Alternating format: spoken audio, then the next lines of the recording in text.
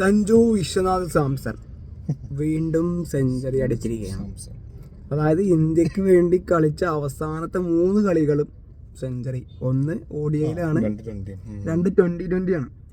അതിൽ ഇന്ത്യക്ക് വേണ്ടി തുടർച്ചയായിട്ട് 2020 സെഞ്ചുറി അടിക്കുന്ന ആദ്യത്തെ ബാറ്റ്സ്മാൻ. അതുപോലെ സൗത്ത് ആഫ്രിക്കക്കെതിരെ വേഗത്തിൽ സെഞ്ചുറി നേടുന്ന ഇന്ത്യൻ ബാറ്റ്സ്മാൻ. പല റെക്കോർഡുകളും കൂടി ഈ ഒരു സമയത്ത് സഞ്ജു അങ്ങോട്ട് എടുക്കുകയാണ്. അപ്പോൾ നമ്മൾ പ്രതീക്ഷിച്ചായിരുന്നു, ഒരു വീഡിയോ നമ്മൾ കഴിഞ്ഞ പ്രാവശ്യം ചെയ്തതാണ് സെഞ്ചുറി അടിച്ചപ്പം. വീണ്ടും നമ്മൾ ഇതുപോലത്തെ ഒരു എക്സ്പെക്റ്റേഷൻ നമ്മൾ അന്നേ പറഞ്ഞിട്ടുണ്ടായിരുന്നു. വീണ്ടും സഞ്ജുവിൻ്റെ ഒരു പ്രകടനം അടിപൊളിയായിട്ട് തന്നെ വരാൻ സാധ്യതയുണ്ട് എന്നുള്ളത് പറഞ്ഞിരുന്നു.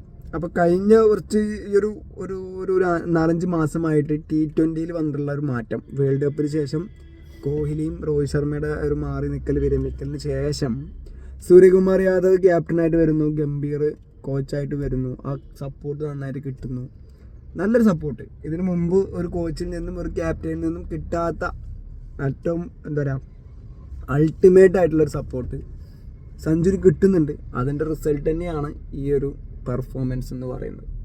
എന്തോന്നു ഞാൻ തന്നെ ആലോചിക്കുന്നത്, കഴിഞ്ഞ പ്രാവശ്യം നമ്മൾ സഞ്ജുവിന്റെ ഈ ഒരു വീഡിയോ ചെയ്ത സമയത്തെ കുറേ ആൾക്കാർ താഴെ വന്ന് കമന്റ്, ഒരു കളിയല്ലേ കളിച്ചിട്ടുള്ളൂ, അതിനിപ്പോ ഇത്ര പറയാനുണ്ടോ, അല്ലെങ്കിൽ ഇതിനിപ്പോ ഇത്ര ചാൻസ് കൊടുക്കുന്നുണ്ടോ, സഞ്ജുവിനേക്കാൾ എത്ര നല്ല പ്ലേയേഴ്സ് ഉണ്ടെന്നൊക്കെ. ഇന്നലത്തെ സഞ്ജുവിന്റെ കളി കണ്ടിട്ടുണ്ടെങ്കിൽ മനസ്സിലാവും. അതായത് സഞ്ജുവിന്റെ ബാറ്റിംഗ് ഫുൾ ഇരുന്ന് കണ്ടു, ഞാൻ കണ്ടു. ഞാൻ ഒരു കാര്യമുണ്ട്, ഇപ്പോൾ സഞ്ജുവിന്റെ കളി എന്ന് പറയുമ്പോൾ ശ്രദ്ധിച്ചിട്ടുണ്ടോ അറിയില്ല, മറ്റുള്ള ചില പ്ലേയേഴ്സ് ഉണ്ട് നല്ല കറക്റ്റ് ബോളിനെ മാത്രം, മോശമായ ബോളിനെ മാത്രം കണ്ടറിഞ്ഞ് എടുത്ത് തൂക്കി അങ്ങനെ സ്കോർ ചെയ്യുന്ന ആളുണ്ട്. 20 സത്യം പറഞ്ഞാൽ വേണ്ടത് സഞ്ജുവിനെ പോലത്തെ മൈൻഡാ. ഒരു ബോളിനെയും പേടില്ല, അടിയോടടി. ഇന്നലൊക്കെ ചില ബോളൊക്കെ എടുത്തിട്ടുണ്ടെങ്കിൽ പറഞ്ഞല്ലോ, സഞ്ജു അടിക്കുമ്പോ എന്താ ചെയ്യാന്ന് പറഞ്ഞതില്. പക്ഷെ ഇന്നലത്തെ കളിയിൽ സഞ്ജുവിന്റെ ഏറ്റവും നമ്മൾ ശ്രദ്ധിക്കേണ്ട ഒരു പോയിന്റ് എന്ന് വെച്ചാൽ, ഇന്നലത്തെ പിച്ച് 200 റൺസ് നേടാൻ പറ്റിയത് പിച്ചൊന്നല്ല. കാരണം സഞ്ജു സാംസന്റെ 100 റൺ മാറ്റി വെച്ച് കഴിഞ്ഞാൽ പിന്നെ വരുന്ന ഏറ്റവും ടോപ്പ് സ്കോറർ തിലക് വർമ്മന്റെ 35-36 റൺസാണ്. മനസ്സിലായോ? അതായത് സൗത്ത് ആഫ്രിക്കൻ്റെ ബാറ്റ്സ്മാൻമാർ, ഇന്ത്യൻ്റെ ബാറ്റ്സ്മാൻമാർ എല്ലാവരും വെച്ച് നോക്കിയാൽ ഒരു 20 ബാറ്റ്സ്മാൻമാരെ വെച്ചു, 18 വിക്കറ്റ് പോയി, 18 ബാറ്റ്സ്മാൻമാർ ബാറ്റ് ചെയ്തു. ഈ 18 പേരിൽ സഞ്ജുവിന്റെ 100 മാറ്റി നിർത്തിയാൽ ടോപ്പ് വരുന്നത് തിലക് വർമ്മന് 35 പിന്നെ ക്ലാസന്റെ 25, പിന്നെ ഉള്ളവർക്ക് വളരെ ചെറിയ ചെറിയ സ്കോറാണ്. സൂര്യകുമാറും ചെറിയ എന്തൊരു സ്കോർ എടുത്തിട്ടുണ്ട്. അപ്പം അതായത് സഞ്ജുവിന് 100 മാറ്റി വെച്ച് കഴിഞ്ഞാൽ പറയത്തക്ക വിധത്തിലുള്ള ഒരു സ്കോറിങ് ബാറ്റ്സ്മാൻമാരുടെ ഭാഗത്തു നിന്ന് ഉണ്ടായിട്ടില്ല. അതായത് 10ൽ താഴെ റൺസ് എടുത്ത് പോയത് ഒരുപാട് പേരുണ്ട്, ഇന്ത്യയിലാണെങ്കിലും സൗത്ത് ആഫ്രിക്കയിലാണെങ്കിലും. അപ്പൊ സഞ്ജുവിന്റെ ആ 100 ഏറ്റവും അടിപൊളിയായിട്ട് കളിയിലെ ഏറ്റവും ഒരു വൈത്തിരിവായത്. പിന്നെ ഇന്ത്യയുടെ ബോളിംഗ് അടിപൊളിയായിരുന്നു. വിഷ്ണുയൊക്കെ അടിപൊളിയായിട്ട് ബോൾ ചെയ്തിട്ടുണ്ട്. പക്ഷെ എന്നാലും ആ റൺസ് ഉണ്ടാക്കി കൊടുത്തത്. പക്ഷെ നമ്മളെന്താ വെച്ചാൽ സഞ്ജു പോയത്, നമ്മൾ 230+ ഒക്കെ സ്കോർ വരും വിചാരിച്ചിരുന്നു. പക്ഷെ സഞ്ജു പോയപ്പം ഹർദിക്കും അതുപോലെ വന്നിട്ട് ഒന്നുകൊണ്ട് പാർട്ണർഷിപ്പ് ഉണ്ടാക്കാൻ പറ്റിയില്ല. അപ്പൊ നമ്മൾ അപ്പൊ എന്താ വെച്ചാൽ പിച്ചിന്റെ സ്വഭാവം അതാണ്, സഞ്ജു പിടിച്ചെന്ന് പോലെ ബാക്കിയുള്ള പ്ലേയേഴ്സിന് ആർക്കും പിടിച്ചേക്കാൻ പറ്റില്ല എന്നുള്ളതാണ്.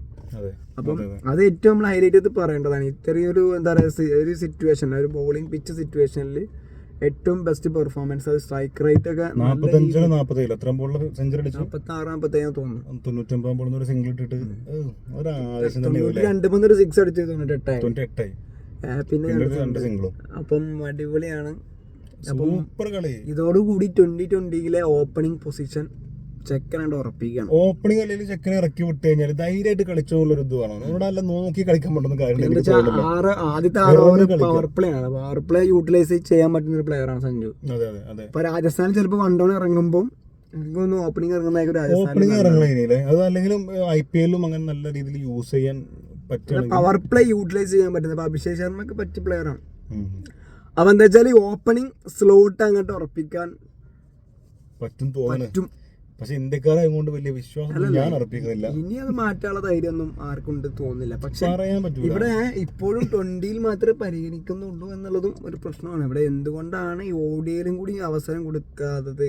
കഴിഞ്ഞ അവസാനമായി കളിച്ച ODIയിൽ സെഞ്ചുറിയാണ് സൗത്ത് ആഫ്രിക്കക്കെതിരെ. അപ്പം ഇനി വരുന്ന ODIയിൽ കൂടുതൽ അവസരം കൊടുക്കണം.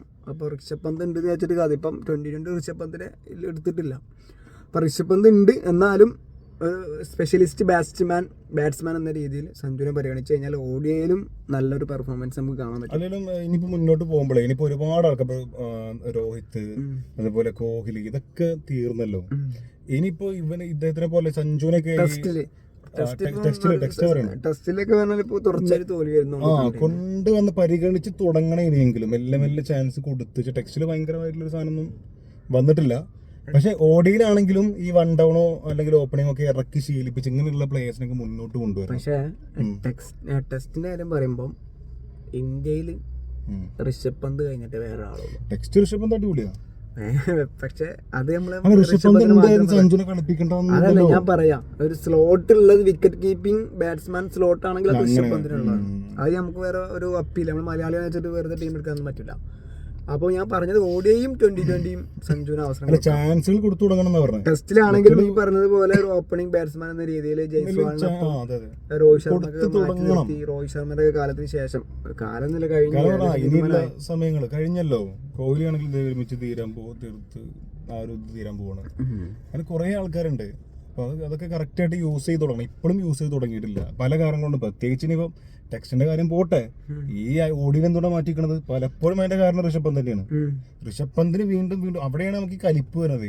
വീണ്ടും അവസരങ്ങൾ ഇങ്ങനെ കൊടുത്ത് ഒരു എന്താ പറയാ ഒരു വലിയൊരു ഇന്നിങ്സ് വന്നിട്ട് ഒരുപാടായി നല്ല കളിയാണെങ്കിലും ഓടിയാണെങ്കിലും ടെസ്റ്റ് ഓക്കെ, അതായത് നല്ല ചാൻസുകൾ വീണ്ടും കൊടുക്കുന്നുണ്ട്. ആ ചാൻസിന്റെ ഒരു പകുതിയെങ്കിലും സഞ്ജുവിന് കൊടുക്കണം. അതായത് ഋഷഭ് പന്തിനെ പരിഗണിക്കേണ്ട ഒരു പകുതിയെങ്കിലും സഞ്ജുവിനെ പരിഗണിച്ച് തുടങ്ങിയാൽ ചെക്കന് മാറ്റം വരും. പിന്നെ ഇങ്ങനത്തെ പ്ലെയറോ അതാ പറഞ്ഞത്, ഈ കളിയൊക്കെ കണ്ടാ അറിയാൻ പറ്റും. വെറുതെ വന്നിട്ട് വെറുതെ ഒന്ന് കളിക്കല്ല, ഒരു വിശ്വാസം കൊടുത്ത് ഈ പോയി തകർത്തടിച്ചോ എന്ന് പറഞ്ഞാൽ ചെക്കൻ പൊളിച്ചു പോരും. ആ ഒരു ഇത് കൊടുക്കണം. അതിൽ ഒരു കളിയിൽ ചിലപ്പോൾ 0 ഔട്ടാവും, ചിലപ്പോൾ അധികം എടുക്കാതെ ഔട്ടാവും. സ്ഥിരമായിട്ട് കുറച്ച് കളി കൊടുക്കണം. അല്ലാതെ അപ്പൊ തന്നെ കളിക്കുന്നുണ്ട്. ഇപ്പൊ ഇനി സൗത്ത് ആഫ്രിക്കയിൽ 4 T20 കൂടി ഉണ്ട്, 5 T20 പരമ്പര തോന്നുന്നു. അപ്പൊ 4എണ്ണത്തിൽ ഒരു എന്താ പറയാ രണ്ട് കളിയും കൂടി ഒരു ഔട്ട് ഓഫ് 50 വന്നു കഴിഞ്ഞാൽ സക്സസ് ആണ്. അപ്പം എന്താണെങ്കിലും നമുക്ക് വെയിറ്റ് ആൻഡ് സീ കാത്തിരുന്ന് കാണാം. ഇനിയിപ്പം IPL ആവാനായിട്ടില്ല, കുറച്ച് സമയമുണ്ട്. IPL മുമ്പ് ഇനി പരമ്പരകളൊക്കെ ഏതൊക്കെയാണെന്ന് അറിയില്ല. ലേലം നവംബർ 24-25 ഇപ്പം സഞ്ജു 24-25 23-24 2 ദിവസം ഉണ്ട്. അപ്പൊ എന്താണെങ്കിലും നമുക്ക് കാത്തിരുന്ന് കാണാം. സഞ്ജുവിന്റെ കൂടുതൽ മികച്ച പെർഫോമൻസുകൾക്ക് വേണ്ടി കാത്തിരിക്കാം. ഒരു തമിഴിലെ ഒരു കമന്ററി ഭയങ്കര വൈറലായിട്ടുണ്ട്. അടിച്ചു കയറി വാന്നൊക്കെ പറഞ്ഞൊരു ഇതുണ്ട്. കമന്റ് തമിഴാണ്ട് ഒരു ഓർമ്മയല്ല. അപ്പൊ എന്താണെങ്കിലും സഞ്ജുവിന് സൗത്ത് ഇന്ത്യയിലടക്കം വലിയ നോർത്ത് ഇന്ത്യ ആണെങ്കിൽ സൗത്ത് ഇന്ത്യയിലൊക്കെ നല്ല സപ്പോർട്ട് കിട്ടുന്നതിൽ സന്തോഷം. ഏതായാലും അടിച്ചേക്കൻ കയറി വരട്ടെ, അവസരങ്ങൾ കൂടുതൽ കിട്ടട്ടെ.